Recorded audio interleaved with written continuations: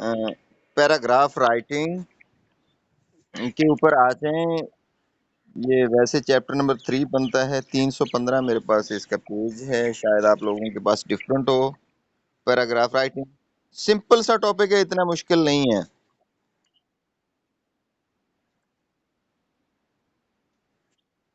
सब लोग ये शुरू के अंदर ही है, राइट। रिटन कंपोजिशन यहाँ लिखा होता है, जो अ, यहाँ ग्रामर के बाद का पोर्शन है ना, जो कंपोजिशन राइटिंग या रिटन कंपोजिशन, वहां से ये शुरू होता है।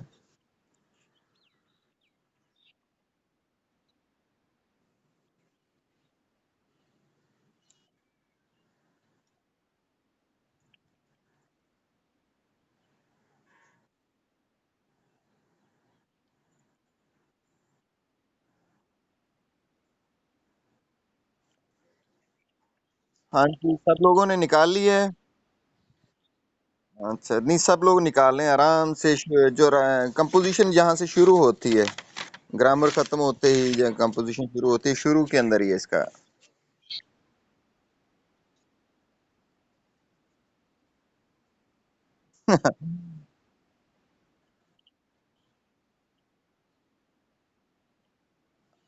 वो सेंड कर देंगे आपको बाद में। हाँ, अभी सेंड सेंड कर दें, ऐसे कर लें। हाँ नहीं, ठीक है, ये तो ठीक है। यार इसके वो डायरेक्ट जो है बुक के ऊपर नहीं, कैमरा बैक पे नहीं लगता।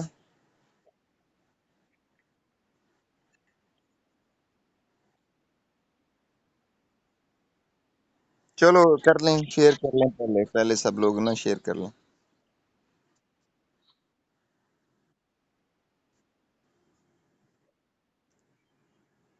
पर कैसे ये सुन लिया जाए ना, तो आराम से इसकी समझ आ जाएगी आपको, इतना मुश्किल टॉपिक नहीं है। वो पॉइंट्स हैं कुछ, वो लिखते रहें, आप लोग अपने पास रख लें। अच्छा भाई, पैराग्राफ राइटिंग, पैराग्राफ आप लोग देख चुके हैं कि हम लोग चैप्टर्स में देखते हैं, ऐसे राइटिंग में भी, लेटर्स के अंदर भी हमने बात की थी। तो उसमें भी उसने कहा था कि जो है ना, बॉडी जो है वो पैराग्राफ में होनी चाहिए, चाहे पैराग्राफ छोटे ही क्यों ना हो। तो वही पैराग्राफ एक्चुअल ये है क्या, पैराग्राफ है क्या, इसके ऊपर हम बात करेंगे। और इसके अंदर थोड़ा सा कंपैरिजन भी करेंगे स्टैंजा और पैराग्राफ में क्या फर्क होता है। कुछ बच्चों को ये नहीं पता होता कि पैराग्राफ में और स्टैंजा में क्या फर्क है, वो दोनों को एक ही समझते हैं। तो ये चीज भी हम देखेंगे।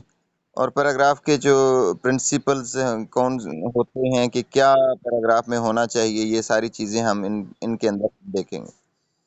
पहले हम आते हैं पैराग्राफ की तरफ, डेफिनेशन की तरफ। What is the paragraph.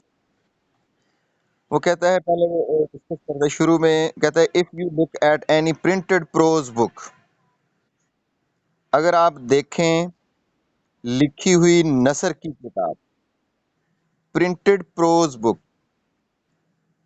Printed prose book, prose आप लोगों को उस दिन भी बताया था कि नसर को कहते हैं, या आम सादा राइटिंग को कहा जाता है।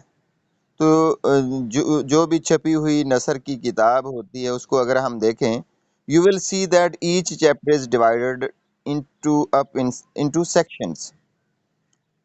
तो हर जो चैप्टर होगा उसके अंदर उसके हिस्से बने होंगे, हर चैप्टर के हिस्से बने होंगे। हाँ, ये शाबाश है, जिसका भी है स्क्रीन सामने नजर। अच्छा, पहली लाइन के अंदर ही है कि वो कहता है कि you will see that each chapter is divided up into sections. तो हर चैप्टर के हिस्से आपको नजर आएंगे।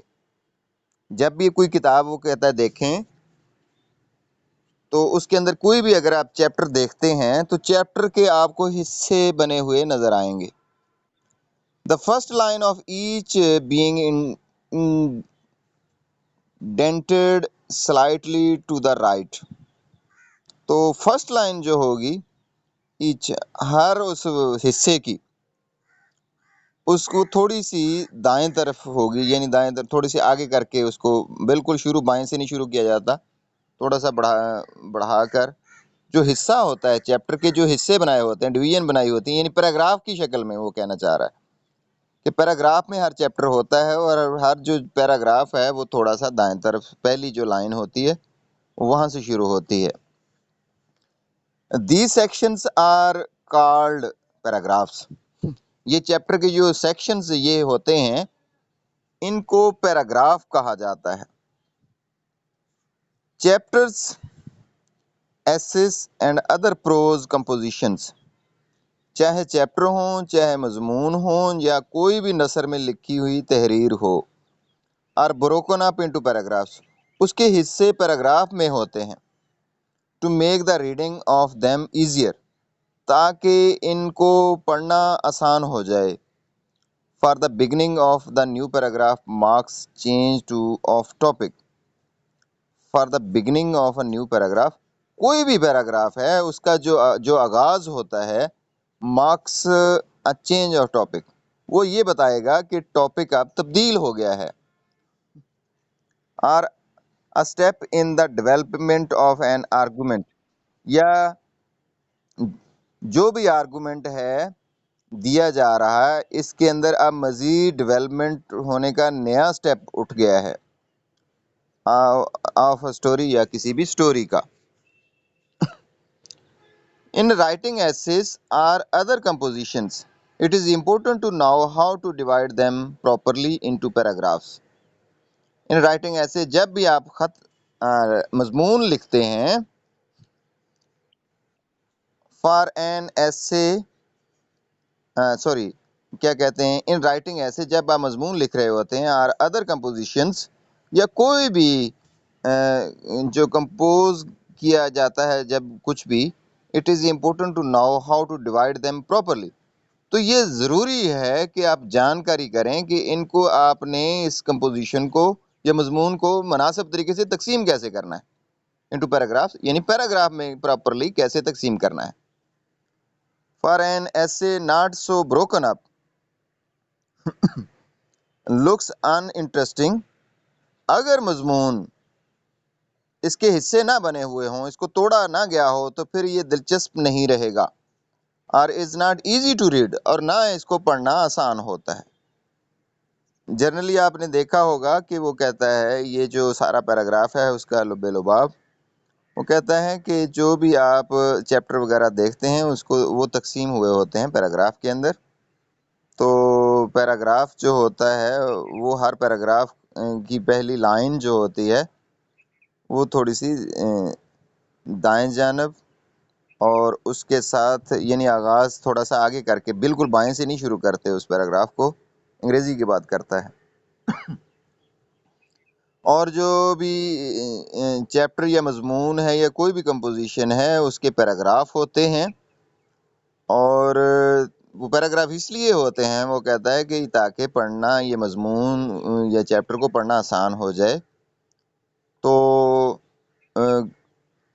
ये जो हर पैराग्राफ का पहला फ़िक्रा या आगाज़ होता है वो टॉपिक को तब्दील कर देता है, या फिर जो आर्गूमेंट दिए जा रहे होते हैं उसके अंदर डेवलपमेंट का नाम नया पैराग्राफ होता है, या किसी भी स्टोरी की डेवलपमेंट, आर्गूमेंट की, स्टोरी की डेवलपमेंट का जो स्टेप है वो ही पैराग्राफ कहलाता है। वो कहता है कि जो मजमून है या कोई भी कंपोजिशन है उसको पैराग्राफ में तब्दील करना का भी एक मुनासिब तरीके से तब्दील करने की जानकारी भी आपको करनी होती है। और उसके साथ साथ वो कहता है कि कोई भी ऐसे, अगर आप उसको तोड़ें ना पैराग्राफ की शक्ल में, तो फिर ये ना तो दिलचस्प रहता है और ना इसको पढ़ना आसान होता है। तो थोड़ा सा ये एक तरह का इंट्रोडक्शन है कि पैराग्राफ क्या है, थोड़ा बहुत आपको समझ आई होगी। मज़ीद हम चलते हैं कि जो डेफिनेशन की तरफ चलते हैं कि एक्चुअल हम डेफिनेशन में क्या कहा जाता है कि पैराग्राफ क्या है। वो कहता है कि paragraph is a number of sentences grouped together and relating to one topic, or a group of related sentences that develop a single point. Paragraph is a number of sentences, paragraph कहते हैं कि कई फिक्रों का मजमुआ, group together, जिसको आपस में एक group की शक्ल में बना दिया जाता है, and relating to one topic, और इन ग्रुप को, इन फिक्रात को एक टॉपिक से जोड़ा जाता है। Are a group of related sentences, या इसकी डेफिनेशन ये होती है कि सेंटेंसेस का group that develop a single point, जो एक ही पॉइंट्स को आगे बढ़ाता जाता है, डेवलप करता जाता है। अच्छा, ये डेफिनेशन, आवाज नहीं आ रही?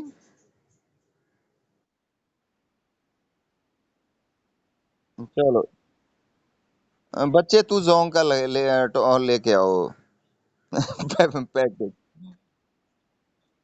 अच्छा, तो मेरे ख्याल में पहले बकायदा टॉपिक के, अच्छा, जो है ना, पैकेज पे बात हुई है इसे, तो फिर भी अभी ये आवाज की का मसला आ रहा है यार। अच्छा, डेफिनेशन हम फिर देखें, शाबाश, डेफिनेशन फिर देखते हैं। वो कहता है कि paragraph is a number of sentences group together. Paragraph क्या होता है कि बड़ी तादाद में फिक्रे होते हैं जो आपस में ग्रुप की शक्ल में होते हैं, are relating to a one topic, और जिन्हें एक टॉपिक से जुड़ा हुआ होता है। Are a group of relating sentence. अच्छा, मैं बार बार पढ़ रहा हूँ ताकि अगर जितनी देर कटती है दोबारा वो सेट हो जाए। Are a group of related sentences that develop a single point, या आप ये कह लें कि कई फिक्रात का एक ग्रुप जो सिंगल पॉइंट को डेवलप करता है। सिंगल पॉइंट से क्या मुराद है? वो कहता है कि या तो एक टॉपिक को, जो अ, जितने भी फिक्रात होते हैं वो सारे के सारे रिलेटेड होते हैं किसी एक ही टॉपिक से, या आप ये कह लें कि सिंगल पॉइंट है, आपके ज़हन में कोई आइडिया है, उसको डेवलप करना है, उसको बढ़ाना है, उसकी उसकी उसको खोलते जाना, अ, और मुख्तलिफ फ़िक्रों से, और वो जो ग्रुप होता है फ़िक्रात का, वो सिंगल पॉइंट को डेवलप करता है। इसको पैराग्राफ कहते हैं।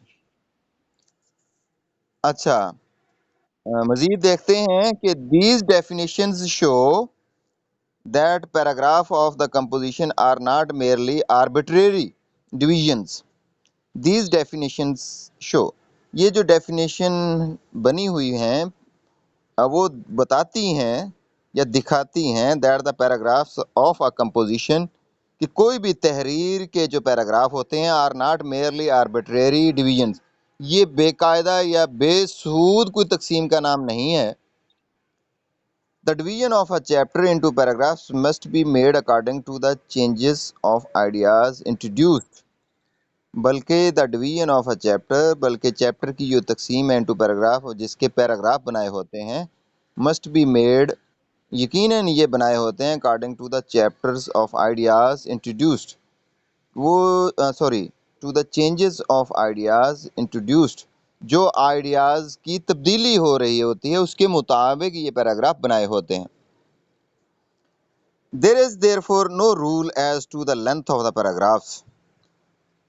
पैराग्राफ कितना बड़ा होना चाहिए, इसके लिए कोई असूल नहीं है। दे मे बी शॉर्ट और लॉन्ग, ये पैराग्राफ छोटा सा भी हो सकता है, ये बड़ा सा भी हो सकता है, according to the necessity of the case, जो केस या जो आपका पॉइंट है उसकी ज़रूरत के मुताबिक आपने इसको बड़ा करना है। पैराग्राफ में consist of a single sentence.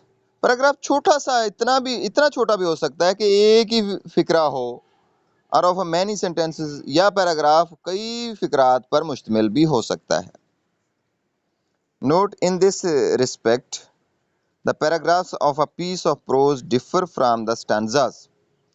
कुछ थोड़ा सा वो कहता है कि मैंने बता तो दिया है, नोट ये भी कर लें कि इस लिहाज से the paragraphs of a piece of prose, जो पैराग्राफ प्रोज का होता है, differ from the stanzas or the verses of the poem, वो मुख्तलिफ होता है स्टांजा और नज़म के जो शेर होते हैं उसके स्टांजा से ये मुख्तलिफ होता है, शेरों से मुख्तलिफ होता है। Stanzas of a poem are usually of the same length. आपको जो स्टांजा होगा पोइम के अंदर, जो स्टैंजाज होते हैं पोएम के अंदर वो एक ही लंबाई में होते हैं। जो जितना बड़ा पहला पैरा स्टैंजा होगा उतना ही अगला बड़ा होगा, उतना ही अगला होगा, उतना ही उसमें एक वर्ड में भी तब्दीली नहीं आएगी। जबकि but the paragraphs are long और short according to the amount of matter. लेकिन जो कहता है लेंथ या पैटर्न, बट द लेकिन जो पैराग्राफ्स आर लॉन्ग, लेकिन जो पैराग्राफ होते हैं नसर के, आम सादा तहरीर के, वो लंबे भी होते हैं और शॉर्ट या छोटे भी होते हैं according to the amount of matter. जितना मवाद आपने देना होता है उसके मुताबिक, to be expressed under each head, जो आपने बताए होते हैं हर जो हेडिंग के मुताबिक या पैराग्राफ के पहले फिक्रे के मुताबिक, जितना आपने उसको लंबा करना है। अच्छा, जर्नली हम देख लें कि यहाँ जो बात की गई है, वो कहता है कि पहले तो उसने डेफिनेशन दी है कि कहते हैं ग्रुप का जो है जो सेंटेंसेस का जो एक ग्रुप होता है उसी को पैराग्राफ, जो आपस में जुड़े होते हैं उसी को पैराग्राफ कहते हैं। ये किसी एक टॉपिक को ही डेवलप कर रहे होते हैं या सिंगल पॉइंट को। और फिर उसने बात की कि ये जो डेफिनेशंस बनी हैं ये बताती हैं कि जो पैराग्राफ बेसूद नहीं होते। और फिर वो बताता है कि ये जो तब्दीलियां हैं वो आइडियाज़ जैसे तब्दील होते हैं उसके मुताबिक पैराग्राफ होते हैं। फिर वो कहता है कि इसकी जो लंबाई की बात करता है कि लंबाई के कोई असूल नहीं कि आपने कितना लंबा करना है, छोटा करना है, बड़ा करना है। पैराग्राफ छोटा भी हो सकता है, बड़ा भी हो सकता है। ये इतना छोटा भी हो सकता है कि एक ही फ़िक्रा हो, और बड़ा कई फ़िक्रात पर मुश्तमिल पैराग्राफ भी हो सकता है। फिर वो नोट करवाता है कि जो स्टैंज़ा और पैराग्राफ में आपको फ़र्क का पता होना चाहिए। स्टैंज़ा जो होता है वो तो शायरी की नज़म के अंदर आपको नज़र आता है, और जितने स्टैंज़ा होंगे वो सारे सेम लेंथ में होंगे। पहला स्टैंज़ा जितना बड़ा होगा उतना ही दूसरा, उसमें एक वर्ड्स में भी तब्दीली नहीं होती है आमतौर पर। तो सारे जो स्टैंज़े होते हैं वो सेम लेंथ में होते हैं, जबकि पैराग्राफ आपको डिफरेंट नज़र आएंगे। पैराग्राफ एक तो नसर में होते हैं और दूसरे ये डिफरेंट होते हैं अपनी लेंथ के लिहाज से, कोई छोटा होता है कोई बड़ा होता है। अच्छा, क्लियर है यहाँ तक? हाँ, क्या बस कुछ सवाल करें ताकि हम। जी बच्चे।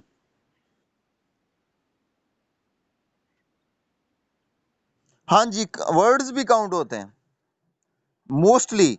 आपको चंद शायर आपको नजर आएंगे जो जानबूझ के ये जो स्टैंजा के वर्ड्स में तब्दीली कर देते हैं, वरना पोइट्री का नाम यही तो है कि आपने जितने वर्ड्स पहले स्टैंजे में देने हैं उतने ही अगले में देने हैं, उतने ही अगले में देने हैं। तो देखें कि जो जैसे, हाँ, खूबसूरती क्यों है, पोइट्री एक रिदम का नाम है। शायरी एक रिदम और खूबसूरती का नाम इसी चीज़ का है। आप देखें, मैं मिसाल के तौर पे स्टैंजा की अब अगर बात करें या डेवलपमेंट करें इसी बात को, जो आपका क्वेश्चन है, तो आपने देखा कि फौजियों के वो कदम जो हैं, एक वो ग्रुप जा रहा है तो सारे फौजियों के कदम एक जैसे उठ रहे होते हैं, और जब एक जैसे उठ रहे हैं उसको रिदम कहते हैं, उसको खूबसूरती ब्यूटी कहते हैं। एक के आगे उठ रहे हो, एक के पीछे उठ रहे हो तो खूबसूरती नहीं रहती, ऐसे ही है। तो इसी तरीके से स्टैंजा, हाँ, स्टैंजा की जो लेंथ अगर आपने छोटी बड़ी कर दी या वर्ड्स में तब्दीली कर दी तो वो रिदम नहीं रहता पोएट्री का, और ना वो खूबसूरत लगती है। तो उसके अंदर हम लोग कभी भी स्ट्रक्चर को गौर ही नहीं करते, उसके वर्ड्स और स्टैंजा सेम लेंथ में होता है। ठीक हो गया? हाँ, शाबाश। अच्छा, हाँ हाँ, एक होता होता है, लेकिन वो बाज का, हाँ हाँ हाँ, कौन बोला था?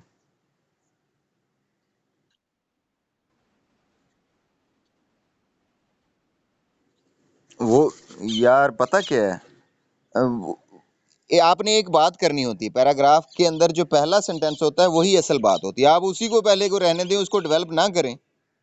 जो अगले सेंटेंसेस होते हैं वो पैराग्राफ ही कहलाएगा। वो आपने एक आइडिया दे दिया, आपने एक बात कर दी। तो जो पहला सेंटेंस होता है, आपको अभी ये आगे जाके हम लोग पढ़ते हैं, ठीक है? तो पहला जो सेंटेंस होता है वो असल बात वही होती है। जो अगले फिक्रे होते हैं वो तो सिर्फ उसी की वजाहत के लिए होते हैं। तो अगले फिक्रे बेजा से और जो उनके कोई मेन मकसद नहीं होता और उसी बात को डेवलप किया जाता है। आपने पहले फिक्रे में अपनी बात कर दी है, तो उसको नहीं आप डेवलप करना चाहते तो ना करें, तो पूरा पैराग्राफ ही कहलाएगा। तो इसी तरीके से सेंटेंस जो होता है बाज़ का, तो उसमें कई क्लासेस होती हैं। देखें, आप हैरान होंगे इस बात पे कि वो कहता है कि ही गोज़ टू स्कूल, ये भी एक सेंटेंस है, ठीक है? अच्छा, he goes to school to read books या टू गेट एजुकेशन, ये भी एक ही सेंटेंस है, लेकिन आप कहेंगे कि ये और बड़ा हो गया। आप इसको और जैसे डेवलप कर सकते हैं, he goes to school to meet his teachers and friends and get some knowledge, तो ये भी एक ही सेंटेंस है, लेकिन वो उसको डेवलप करके आप कहेंगे ये लंबा सेंटेंस है, वो छोटा सा था। अच्छा, एक और बात, मैं कहता हूँ गो, इसका मतलब है कि आप जाएं फलां जगह पे, ठीक है? ये भी एक सेंटेंस है। आप कहेंगे ये तो सिंगल वर्ड है, ये सेंटेंस कैसे हो सकता है? क्योंकि सेंटेंस की डेफिनेशन ये है कि आपने एक जो है ना पूरा मतलब देना है उसके अंदर, उसमें कुछ हाँ, आइडिया एक्चुअल पैराग्राफ में होता है। एक कोई ना कोई नया आइडिया होता है, वो पूरा वो देना होता है, वो एक सेंटेंस की शक्ल में भी हो सकता है, या क्योंकि आगे जो फिक्रे होते हैं उस पैराग्राफ के, उनकी कोई वक़्त नहीं होती, पहले फिक्रे में की वक़्त होती है सिर्फ, और वो सिर्फ उसकी डेवलपमेंट के लिए होते हैं। ये ही हम आज डिस्कस करेंगे। शाबाश। हाँ, क्वेश्चन अच्छा था आपका, शाबाश, ऐसे किया करें ताकि दूसरों को इसकी समझ आ जाए।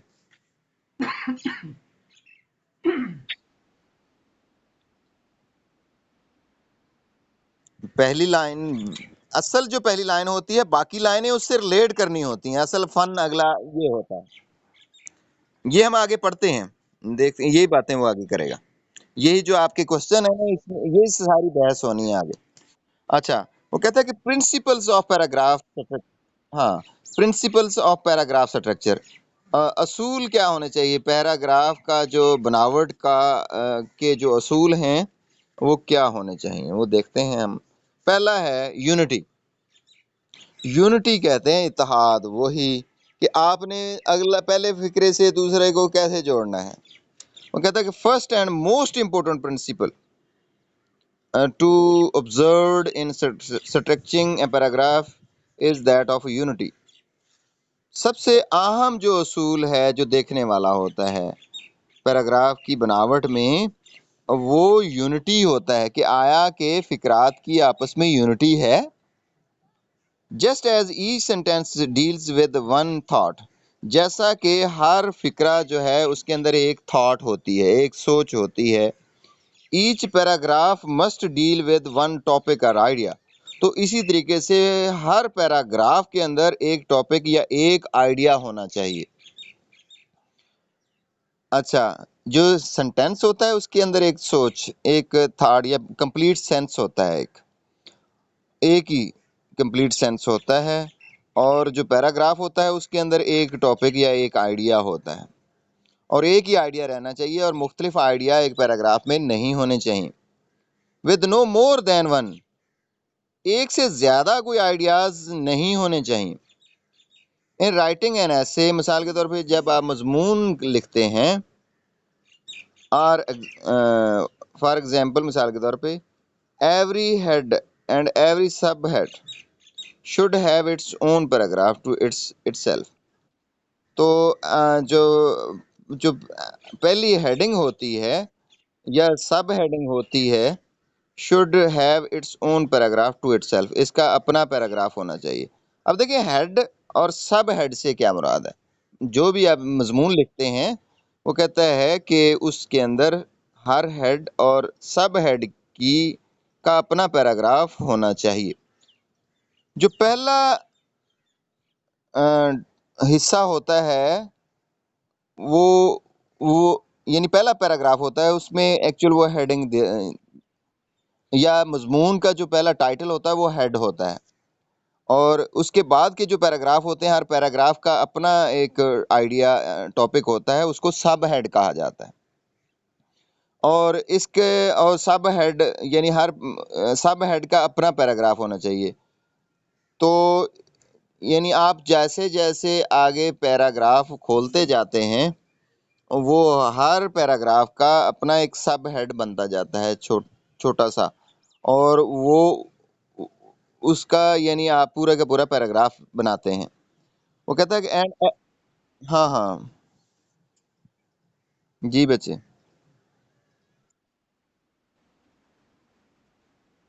अच्छा। बाज़ औक़ात ये होता है कि जब आप मज़मून लिखने शुरू करते हैं, पहला पहला जो पैराग्राफ होता है एक्चुअल वो हेडिंग की शक्ल में आप इस तरह भी कर लें कि पहला जो पैराग्राफ होगा वो हेडिंग का होगा, यानी मेन बात उसके अंदर वो करता है, और फिर उसका एक पैराग्राफ बना देता है। यानी डेफ़िनिशन है, समझें कि किसी मज़मून की डेमोक्रेसी के ऊपर वो डेफ़िनिशन देगा, ठीक है? वो डेफ़िनिशन पहला पैराग्राफ के अंदर होती है। वो उसको हेड के तौर पे लेगा और उसका एक पैराग्राफ बना देगा, और उसी तरीके से जो फिर दोबारा इसी बात को दूसरे पैराग्राफ के अंदर वो डेवलपमेंट देता है उसी मेन टॉपिक की। अच्छा, जितने अगले पैराग्राफ होते हैं, उसके अंदर जो टॉपिक होता है, वो सब हेड कहलाता है। पहले पैराग्राफ को छोड़कर जो दूसरे पैराग्राफ होते हैं, उसका जो पहला सेंटेंस होता है, उसके अंदर भी टॉपिक होता है, लेकिन वो सब हेड कहलाता है। मज़ीद पढ़ें, और इसके इसी क्वेश्चन को अगर आप नहीं समझे तो बाद में आपको समझ आ जाएगी। अच्छा। जी बच्चे। अच्छा, अच्छा, अच्छा। वो कर दें आगे, नहीं, अच्छा, इधर तब्दील हो गया, अभी तो नहीं तब्दील हुआ वो, अच्छा नीचे होगा। अच्छा, वो कहता है सेंटेंस किधर चला, अच्छा, sub head should have its own paragraph to itself. अच्छा, सब हेड से मुराद होता है कि अगले जो पैराग्राफ होते हैं उनके अंदर जो उसके अंदर जो टॉपिक होता है वो सब हेड कहलाता है, और पहला सेंटेंस जो पैराग्राफ होता है उसके अंदर जो पहली लाइन होती है वो हेड कहलाती है। And every sentence in the paragraph must be closely connected with the main topic of the paragraph. And every sentence in the paragraph के अंदर जो हर फिक्रा होता है must be closely connected with the main topic, उसको लाजमी जुड़ा हुआ होना चाहिए मेन टॉपिक से ऑफ द पैराग्राफ के मेन टॉपिक से उसे जुड़ा हुआ होना चाहिए। The paragraph and every part of it must be expression of one theme or topic. Paragraph and every part of it, paragraph को और इसके पैराग्राफ के हर हिस्से को must be expression of one theme, इसको जो एक ही थीम का एक इजहार होना चाहिए, और टॉपिक या एक ही टॉपिक का एक इजहार होना चाहिए। वो कहता है कि जो पैराग्राफ है या इसके जितने भी इसके पार्ट हैं, तो उनको जुड़ा हुआ होना चाहिए एक ही टॉपिक के साथ या एक ही थीम के साथ। नोट इसमें भी वो दे रहा है, कहता है कि good practice is to read a chapter in a book and give a short heading or title to each paragraph, which will express in a word or brief phrase the subject of the paragraph. Good practice is, अगर आपने इसी तरीके से, वो कहता है कि हर paragraph का अपना एक टॉपिक होता है। हर पैराग्राफ किसी भी मजमून के अंदर जितने पैराग्राफ होते हैं, हर पैराग्राफ का एक अपना टॉपिक होता है या आइडिया या थीम होता है। अच्छा, तो वो कहता है कि इसकी प्रैक्टिस अगर आपने करनी है, तो आप ऐसा किया करें कि good practice is to read a chapter in a book. तो आप ऐसा करें कि किसी भी किताब का एक चैप्टर पढ़ें and give a short heading और टाइटल टू ईच पैराग्राफ। तो आप हर पैराग्राफ की एक हेडिंग दे दें या उसको एक टाइटल देते जाएं, which will express in a word और ब्रीफ फ्रेज। आप चाहे वो हेडिंग एक वर्ड में हो दे दें या एक छोटा सा जुमला हो फ्रेज की शक्ल में दे दें।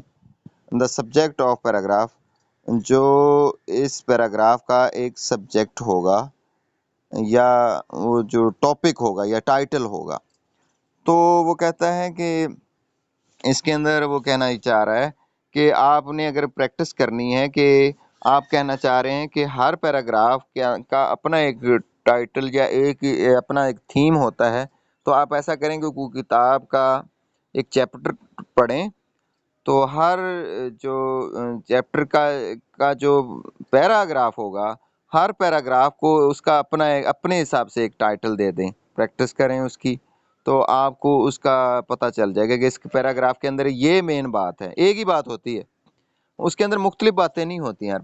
हर पैराग्राफ जो भी पैराग्राफ आप ले लें, तो उसके अंदर एक ही बात का एक ही टाइटल देना होता है, उसके कई टाइटल बच्चे दे देते हैं, लेकिन पैराग्राफ के अंदर एक ही बात होती है, वो बात ढूंढनी होती है कि वो कौन सी बात है। तो वो बात कहाँ होती है या पैराग्राफ के किस हिस्से में होती है, वो भी हमने देखनी है। वो कहता है कि द टॉपिक, थीम और subject of paragraph is very often expressed in one sentence of the paragraph, generally the first.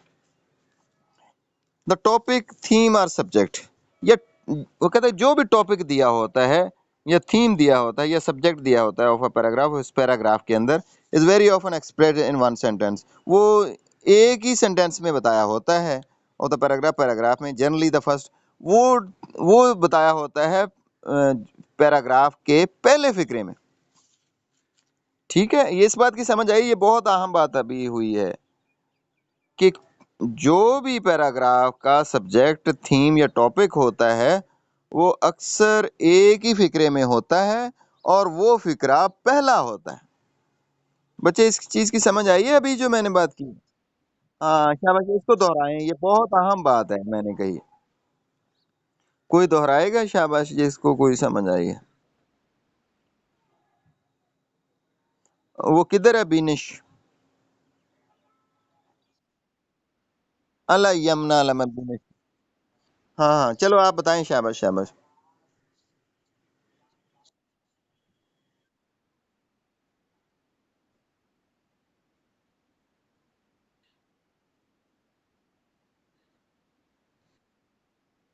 शाबाश, बहुत अच्छे बहुत अच्छे। ये कौन बात कर रहा है? फखर? ये कौन था? इकराम? अच्छा अच्छा अच्छा, इकराम, बहुत बहुत अच्छा। आपने इसको एक्सप्लेन किया है। वो अच्छा, ये जो यानी टॉपिक, थीम या सब्जेक्ट मैटर होता है, हाँ, सब्जेक्ट मैटर होता है किसी भी पैराग्राफ का, वो आपको एक ही फिक्रे में नजर आएगा। वो फिक्रा कौन सा होता है? वो फिक्रा पहला होता है। अच्छा, the sentence is called topical sentence. ऐसे फिक्रे को क्या कहेंगे? ऐसे फिक्रे को, हाँ, टॉपिकल सेंटेंस। ऐसे फिक्रे को क्या कहते हैं? Topical sentence. हाँ, टॉपिक क्योंकि इसमें होता है, ये टाइटल भी है, या थीमेटिक सेंटेंस भी कहते हैं, सब्जेक्ट मैटर सेंटेंस भी कहा जाता है, या टॉपिकल सेंटेंस भी इसको कहते हैं, because it states the topic, क्योंकि असल टॉपिक को यही बयान कर रहा होता है।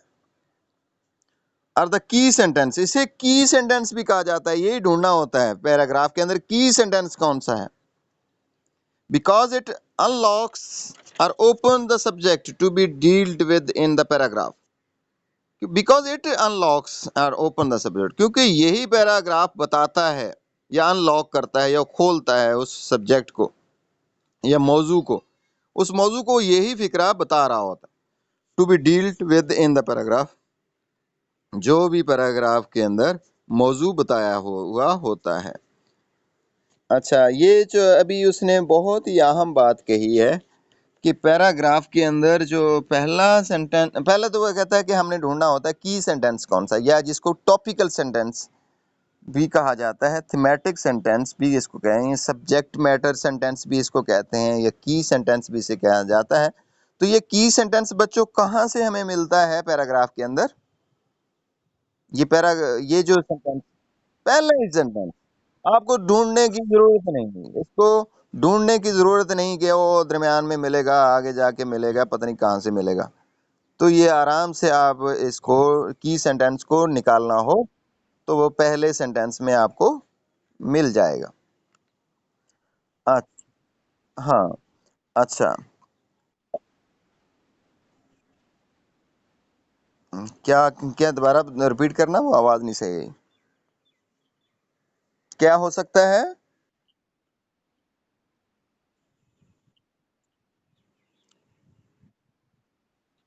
की सेंटेंस हाँ पहले फिक्रे में होता है। हो सकता है, बहुत कम होता है। 100 में से बच्चे 100 में से 5% कहीं और आपको मिलेगा, वरना पहले सेंटेंस में होता है। 95% पहले सेंटेंस में। ठीक हो गया? ठीक हो गया। हाँ,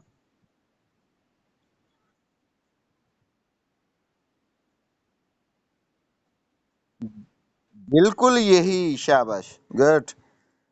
आपने यही कहना है कि जो सारी की सारी बात होती है पैराग्राफ की, वो पहले सेंटेंस में होती है। इसको फिर दोहराओ, क्या कहा? थोड़ी सी आवाज कट के आई थी अभी, बच्चे, क्या कहा तुमने?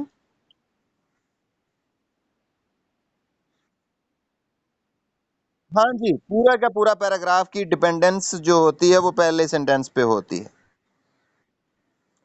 और पीछे जो उसने यूनिटी की बात की है, यूनिटी की बात की है, तो वो पहले सेंटेंस को ही वो अगले जो फिक्रे होते हैं वो जुड़े हुए होते हैं पहले सेंटेंस के साथ। जैसे इसने डिपेंडेंस की बात की है, तो वो पहले फिक्रे के साथ जुड़े होते हैं, अगले फिक्रे जितने भी होते हैं तो वो सिर्फ उसको खोल रहे होते हैं, उसकी वजाहत कर रहे होते हैं। जैसा कि हम कहते हैं ना, वो कहते हैं कि अ, लाहौर, तुम लाहौर गए, वो हम कहते हैं वजाहत करो क्यों गए, फिर आप उसकी वजाहत करना शुरू करें, भाई यार मैं इस वजह से मेरा प्रोग्राम बना कि लाहौर जाना है, एक टॉपिक सेंटेंस है, ये की सेंटेंस हो गया, ठीक है। फिर आप उसकी वजाहत करते हैं कि यार मैं इसलिए था कि मैंने एक तो वहाँ जाके जो है ना वो पैफ के दफ्तर जाना था, तो फिर एक गाड़ी भी जा रही थी, उसकी वजह से फिर मैं लाहौर चला गया, तो फिर उसके बाद फिर वहां से मैंने फलां किया, फलां किया, फलां, ये सारी वजाहत हो गई उस बात की, ठीक है। तो जो पहला सेंटेंस होता है वो ये बात होती है कि लाहौर गए हो तो क्यों गए हो, क्यों गए हो, वो सारी जो आगे बात की होती है। आगे फिर आप उसकी जो वजाहत कर रहे होते हैं, तो वही जो अगले फिक्रे होते हैं वो उसकी वजाहत कर रहे होते हैं मेन बात की। तो आप ये देखें अगले। हाँ हाँ, शाबाश, और क्वेश्चन अरेज करें, बहुत अच्छे क्वेश्चन कर रहे हैं यार आप लोग आज। हम्म।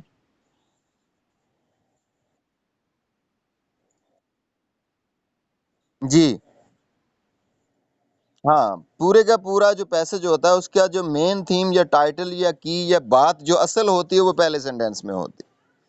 अगले में बाज़ औक़ात हम कहते हैं कि ये बड़ी मुश्किल बातें हैं, ये कैसे हो सकता है, अगली बात मुख्तलिफ लगती है। वो इसलिए लगती है कि जैसे मैं मिसाल आपको दी है कि जो है ना मैं लाहौर गया। अच्छा, आप उसको फिर मैं लाहौर जाके फिर उसके बाद मैं बादशाही मस्जिद गया, वहाँ मैंने एक अजीबो-गरीब बात देखी। एक्चुअल जो बात है वो लाहौर जाने की ही है, और उसके आगे आपने लाहौर में जो देखा है, वो मुमकिन है कि इससे भी मुश्किल बात हो जाए, कि उसके अंदर को आप कोई नई चीज़ को शुरू कर दें। लेकिन आपने वो रिलेट करना है, वो लाहौर जाने की जो वजह है, उसके अंदर आगे आगे आपने कुछ चीज़ नई देख ली है, वो अलग बात है। तो लेकिन वो जो असल वो सिर्फ़ उसकी वज़ाहत होती है जो आपने लाहौर जाने की जो वजह बतानी है। तो वो उसी के ऊपर डिपेंड कर रही होती है, और उसके अंदर जो है अगले फ़िक्रे में कोई नई बात नहीं होती। हाँ, हाँ जी, बिल्कुल अपनी, अपनी बात होती है। अब इसको सब हेडिंग कहते हैं। अभी क्वेश्चन हो रहा था, मैंने कहा था कि इसकी वज़ाहत हम ये जो हर पैराग्राफ होता है, ये मेन हेडिंग आपको पहला पैराग्राफ में मिलेगी, ठीक है? वो डेफिनेशन की शक्ल में होगी, वो उस टॉपिक को क्लियर कर रही होगी, जैसे डेमोक्रेसी को क्लियर कर रही होती है। उसकी आप डेफिनेशन लिखते हैं, ठीक है? पे मज़मून के अंदर कि वो क्या है, क्या नहीं, ये हेडिंग हो गई। और आगे जाके पैराग्राफ, जो आधे पैराग्राफ उसी डेमोक्रेसी को ही खोल रहे होते हैं, फ़ायदे डेमोक्रेसी के, नुकसानात डेमोक्रेसी के, ठीक है? वो सब हेडिंग होती है। अब देखिए डिसएडवांटेज ऑफ द डेमोक्रेसी। तो आप देखिए पहले जो पहला पहला पैराग्राफ के अंदर आप हेडिंग दे रहे होते हैं, जिसको हेड कहते हैं। मेन बात कहते हैं, वो डेफिनेशन की डेमोक्रेसी क्या है, ऐसे ही है। अच्छा, आगे पैराग्राफ में अगला पैराग्राफ शुरू करते हैं, एडवांटेजेस ऑफ द डेमोक्रेसी। ये उसी डेमोक्रेसी का सब हेडिंग होगी। और डिसएडवांटेज आप उसके अंदर फिर क्या करेंगे, पहला फिक्रे के अंदर जो है डिसएडवांटेजेस ऑफ द डेमोक्रेसी, फिर वो जो आपको उसके डिसएडवांटेज जोन जोन से बनते हैं वो उसके साथ जोड़ते जाएंगे। ऐसा ही करते हैं ना, क्यों भाई? हाँ। आ, आगे जाकर देखेंगे, एक और आप पैराग्राफ शुरू कर रहे होते हैं, आप एक और पैराग्राफ शुरू कर रहे होते हैं वो होते कि एडवांटेजेस इसमें लिखे हैं पहले, फिर उसमें आप डिसएडवांटेजेस लिखना शुरू कर देते हैं। अच्छा, वो मेन बात आपने कर दी कि डिसएडवांटेजेस ऑफ द डेमोक्रेसी, ये सब हेडिंग होती है वो जो डेमोक्रेसी की आगे पीछे से चलती आ रही है। अच्छा, फिर आगे फिर आप उस पैराग्राफ के अगले फिक्रे क्या करेंगे, आप डिसएडवांटेजेस लिखते जाते हैं उसके अंदर कि ये नुकसान होता है इसका, ये नुकसान होता है इसके अंदर, जो बगावत का खतरा होता है, तो ना सॉरी, क्या कहते हैं कि जो है लोग सही नहीं चलते, डेमोक्रेसी में आज़ादी होती है और एक ही पार्टी जो है उसमें इक़्तिदार में देना होता है, तो बाकी पार्टियां अपोजिशन की शक्ल में इसके खिलाफ होती हैं। आप क्या उसके नुकसानात जो हैं वही आप उसकी वजाहत कर रहे होते हैं ना, वो नई बात तो नहीं होती, नई बात तो नहीं होती है, अगले फिक्रे की कोई वक़्त नहीं होती, अगले फिक्रे सिर्फ उसी के पहले फिक्रे की ही आप बात कर रहे होते हैं। तो जो आपने आपने वो कह रहे हैं, हाँ,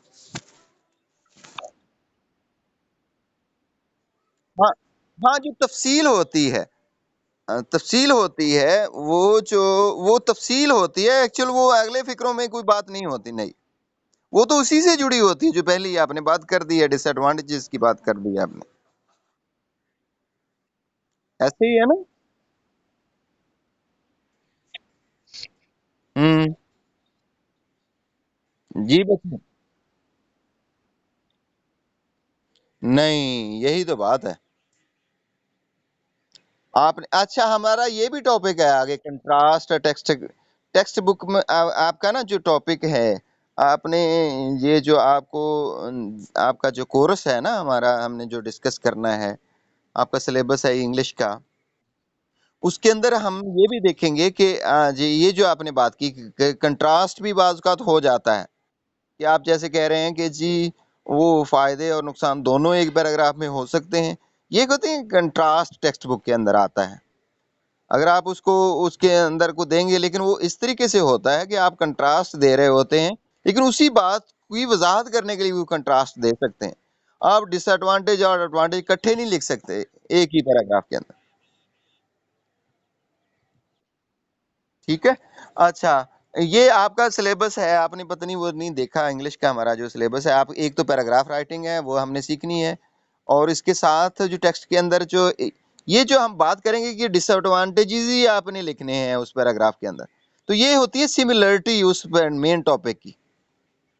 ठीक है? सिमिलरिटी, सेम जो बात वो कर रहा है उसी के अगले फिक्रियात होते हैं, ऐसे ही है। अच्छा, बाज़-औक़ात आप उसके कंट्रास्ट में भी बात कर देते हैं, कंट्रास्ट में भी बात कर देते हैं। तो वो कंट्रास्ट वाले फ़िक्रात कौन से होते हैं, ये हम हमारा टॉपिक आगे एक ये भी होगा कि टेक्स्ट के अंदर ये जो ये बात जो हम आज कर रहे हैं यूनिटी, इसको कहते हैं सिमिलरिटी। आप की सेंटेंस है उसके अगले जो फ़िक्रे आप की सेंटेंस के जो लिख रहे होते हैं, उनको कहते हैं सिमिलरिटी। सिमिलर होने चाहिए वो मेन टॉपिक से। ठीक है? जो भी बात आपकी, यानी वो फ़ायदे लिख रहे हैं तो फिर सारे फ़ायदे लिखने हैं आपने। नुकसान लिखना शुरू कर दिए तो फिर वो सारे डेमोक्रेसी के नुकसानात आपने लिखते जाना है। तो इस तरीके से ये क्या कहलाएगा? सिमिलरिटी। इसको क्या कहेंगे? शाबाश, एक आधा बच्चा बताए कि क्या कहेंगे इसको? हेलो? हेलो?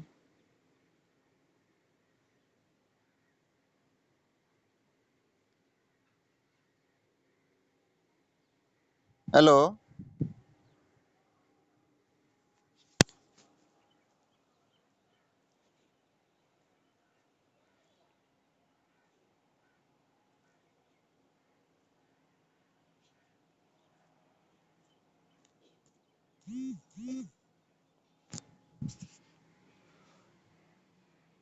हेलो।